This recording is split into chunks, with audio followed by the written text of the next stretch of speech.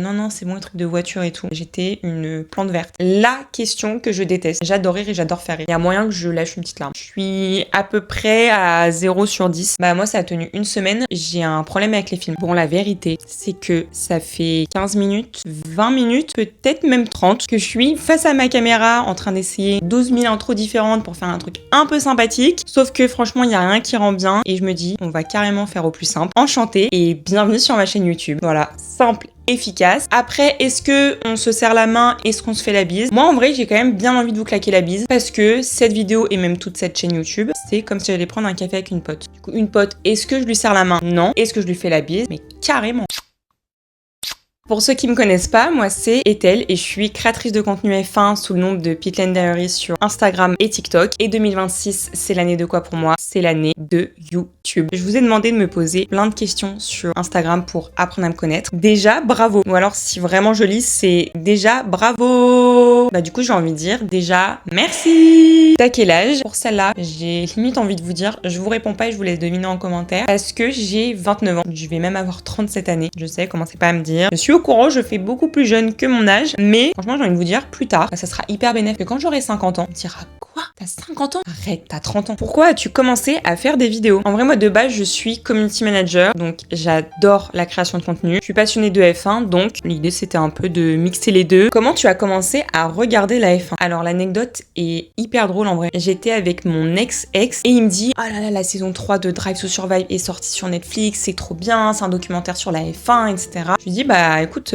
top, enfin je suis contente que voilà tu sois content. Mais bon par contre tes trucs de voiture et compagnie, t'attendras que je parte pour les regarder tout seul. Voilà, enfin moi vraiment merci mais non merci. Et vraiment il me convainc, il me dit je te jure viens, on remet du tout début à la saison 1, on regarde juste un épisode et en vrai si tu kiffes pas ok tu vois. Alors vraiment on regarde un épisode. Je lui dis alors écoute-moi bien, on va regarder du coup toutes les saisons. Voilà, on va se faire les 3 saisons d'un coup, tout le week-end. Et en plus, moi, à ce moment-là, je connais pas trop, donc je sais pas quand est-ce que la saison de F1 reprend. Donc je vois que c'est juste après parce qu'ils sortent toujours la saison sur Netflix de la saison précédente.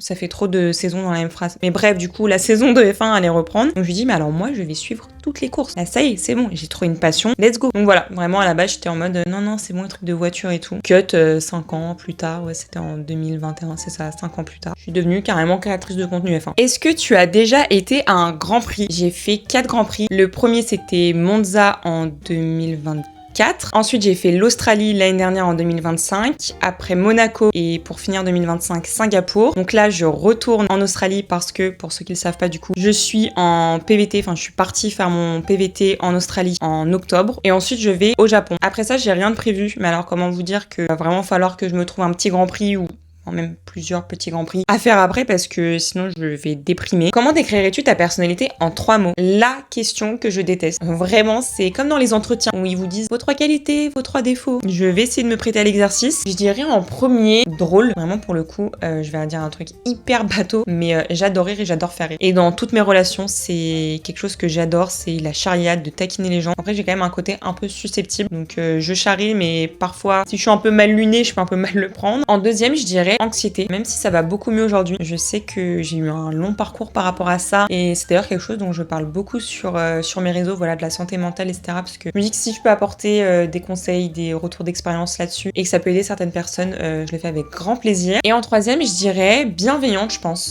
C'est vraiment quelque chose qui est hyper important pour moi dans toutes mes relations. Encore une fois, que ce soit relations amicales, amoureuses ou familiales, je trouve que c'est vraiment peut-être la chose la plus importante. Qu'est-ce que tu aimes le plus dans la F1? Le sport en lui-même, la mécanique, les pilotes, etc. En vrai, c'est quand même un peu un mélange de tout. Mais j'avoue que s'il y a vraiment un truc, c'est, je pense, le côté émotionnel, l'intensité, la tension, l'adrénaline. Enfin, vraiment, c'est un truc qui me fait tellement vibrer. Comment tu gagnes ta vie? Alors, accrochez-vous parce que ça part un peu dans tous les sens. Comme je l'ai dit, moi, du coup, je suis community manager de base, c'est mon métier, et je suis en freelance. Du coup, quand je suis partie vivre en Australie, j'ai gardé mes clients en France. J'ai un nouveau client, mais cette fois-ci en Australie. Et bah, pendant que je vis en Australie, il faut quand même bien payer le loyer, etc., etc.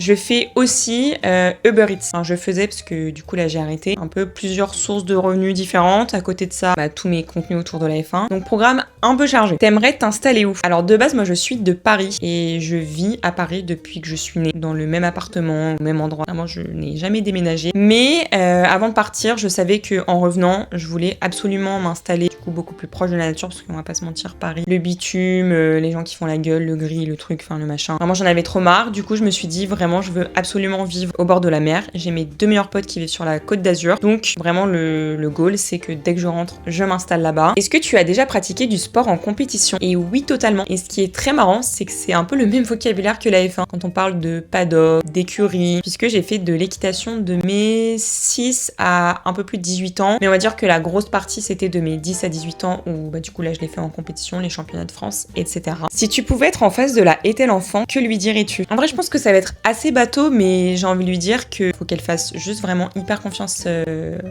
à la vie, qu'elle se fasse confiance elle aussi et que bah, là où elle en est, elle est pas bloquée et elle peut clairement évoluer. Il faut savoir que pendant une très grande partie de ma vie, j'ai été extrêmement timide, mais vraiment ça remonte même à pas si longtemps, hein, 3-4 ans, où dès que je connaissais pas les gens, j'étais une plante verte. J'étais là, je ne parlais pas, j'avais toujours peur de dire un truc qui va me foutre la honte et tout. Aujourd'hui, je fais des vidéos sur les réseaux et bah, quand je rencontre des gens, j'ai plus aucun problème. Donc je pense que voilà, c'est un peu ce que je lui dirais, de se faire confiance et que tout finit par passer. Quel est le plat que tu cuisines le mieux? Alors, je vais être hyper honnête. En cuisine, je suis à peu près à 0 sur 10. Mais apparemment, je cuisine très bien le poulet et le steak haché. Qui dit ça? Ma mère. Est-ce que c'est objectif? Je suis pas sûre à 100%. Après, j'avoue que c'est pas mal quand je le fais. Mais il y a, alors du coup, c'est pas un plat, mais c'est plutôt, on passe plutôt sur le côté gâteau, le banana bread. Alors là, pour le coup, je suis pas la meilleure cuisinière, mais le banana bread, franchement, il est excellent. Ton style de musique préféré? Alors là, je vais donner un peu une réponse que beaucoup de personnes détestent, mais j'écoute un peu de tout. Non mais en plus, c'est vraiment hyper réel. Dans ma playlist, tu peux passer de Charles Aznavour à High School Musical, à Aya Nakamura, à Orelsan, à Rihanna. Vraiment, on est sur quelque chose d'assez...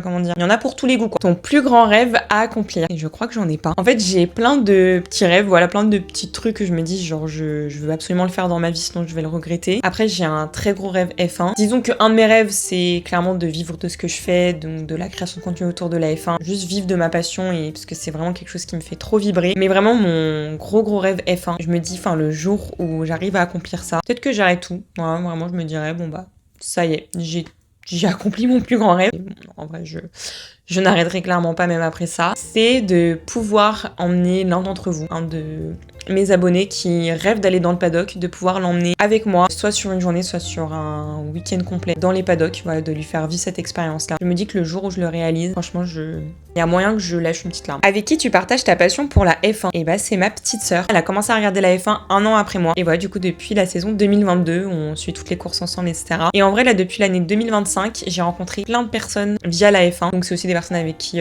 je partage cette passion. Penses-tu qu'il pourrait y avoir des vainqueurs inattendus cette saison? Si oui, qui? Alors, complètement. Nouvelle réglementation. Vraiment, on peut s'attendre à tout. Isaac Hadjar direct avec la Red Bull. Première saison avec Vecar l'année dernière, premier podium. Première saison avec Red Bull, première victoire. Voilà, l'histoire est belle. Quel Grand Prix tu aimerais aller voir après ce que tu as déjà fait? Silverstone. J'ai trop envie d'y aller. Vraiment, pour le coup, un Grand Prix tellement historique, incroyable. Est-ce que tu aimerais piloter et si oui, quoi? Alors vraiment, de fou. Plus ça va, plus j'ai envie de faire des expériences où je conduis des voitures qui vont vite. On dirait que j'ai 5 ans et demi quand je parle. Je sais que en France, c'est où déjà? Je sais plus.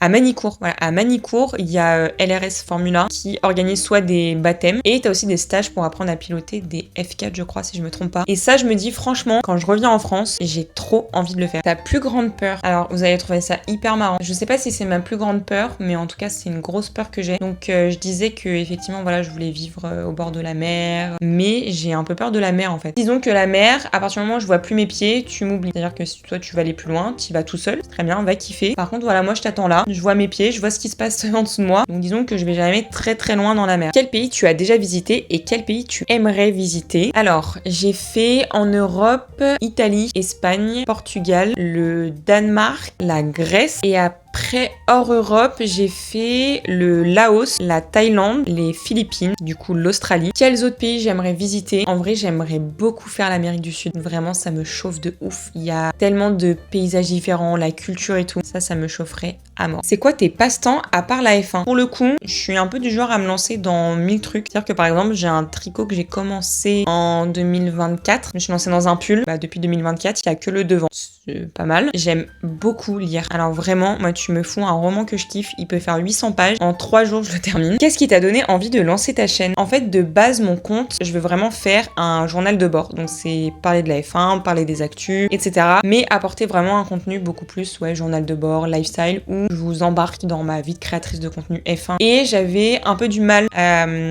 l'amener sur Instagram et TikTok. Et je trouve que YouTube, c'est la plateforme parfaite. Parce que du coup, voilà, sur YouTube, on va parler F1, mais pas comme je parle sur les autres réseaux. Ça va être vraiment juste des vlogs quand je vais sur un circuit, quand je fais une expérience autour de l'automobile, même de manière générale. Tout le reste de la chaîne YouTube, ça va être du vlog, ça va être vous partager un peu mon expérience de vie, entre guillemets, vous montrer toutes les étapes par lesquelles je passe, que ça parle F1 ou non. Comment tu vis les critiques? Alors ça dépend. Ça dépend si je suis dans un bon mood ou pas. Si je suis dans un bon mood, en vrai, je m'en fous. Par contre, les moments où je suis un peu plus irritable, ça me tend un peu. Je le prends très vite à cœur. Après, avec le recul, je me dis, en vrai, détente. Mais disons que ça dépend clairement un peu de l'état d'esprit dans lequel je suis. Quelles compétences aimerais-tu apprendre? L'anglais. Alors ça, pour le coup, ça fait quand même un bon moment que je me dis que je vais apprendre l'anglais. En plus, là, je suis en Australie, vous me direz, donc trop bien. En fait, surtout que t'es là depuis octobre, t'as dû grave progresser et tout. Mais non, parce que, comme je vous l'ai dit, j'avais à peu près 1 million de taf, donc j'avais absolument 0 temps pour vraiment rencontrer des gens, parler anglais au quotidien, etc. Ton métier de rêve quand tu étais enfant? Je voulais être vétérinaire. Et anecdote hyper marrante, c'est que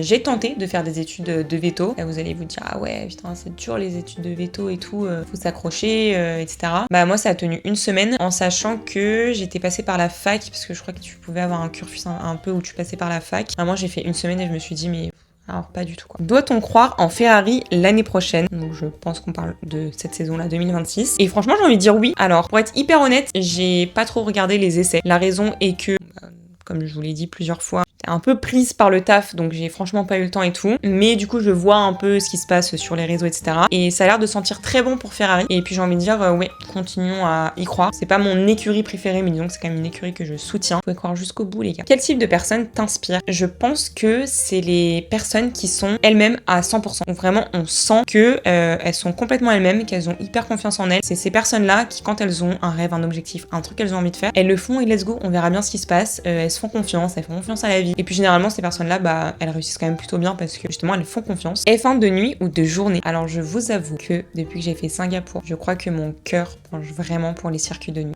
C'est tellement une autre ambiance. Déjà que la F1 me fait vibrer, mais alors vraiment de nuit, c'est exceptionnel. Ton chanteur préféré? Alors là, j'avoue qu'il y en a 3 qui me viennent en tête, mais si vraiment je vais en choisir un, je dirais Orelsan. Je suis absolument fan de ce mec, que ce soit la personnalité ou ses sons. Pour le coup, c'est vraiment le tout que j'adore. Ton film préféré? Alors, je vais vous faire une petite confidence, c'est que j'ai un problème avec les films. Je vous explique. En fait, quand je regarde un film, je ne m'en souviens pas et je vous jure que c'est réel. J'ai rencontré une fille en Australie qui a exactement le même problème que moi. Alors, c'est vrai que du coup, je regarde pas beaucoup de films parce que en vrai, ça me gave un peu quand même de regarder un film et de pas m'en souvenir, mais je vous jure que c'est réel et les seuls films du coup dont je me souviens, c'est les films que j'ai regardés plein de fois. Quel est ton prochain 365 jours pour? Alors, ceux qui sont pas au courant, en fait, quand j'ai lancé mon compte sur Instagram et TikTok, en fait, je l'ai lancé avec un challenge qui était j'ai 300 jours pour entrer dans les paddocks de F1. Challenge que j'ai réussi du coup quand j'étais invitée dans les paddocks par Alpine à Singapour. Et du coup, je me suis dit après, waouh, faut que je retrouve un challenge parce que j'aime trop ce truc de challenge, je trouve ça hyper cool. Sauf que, en réalité, je n'ai jamais trouvé un challenge aussi fort que celui-là. Et du coup, ce que je me suis dit pour cette année, c'est que je me suis fixé plutôt plusieurs petits challenges que vous allez découvrir au fur et à mesure de la saison. Et évidemment, à chaque fois, je vais vous embarquer avec moi. Donc voilà, pas de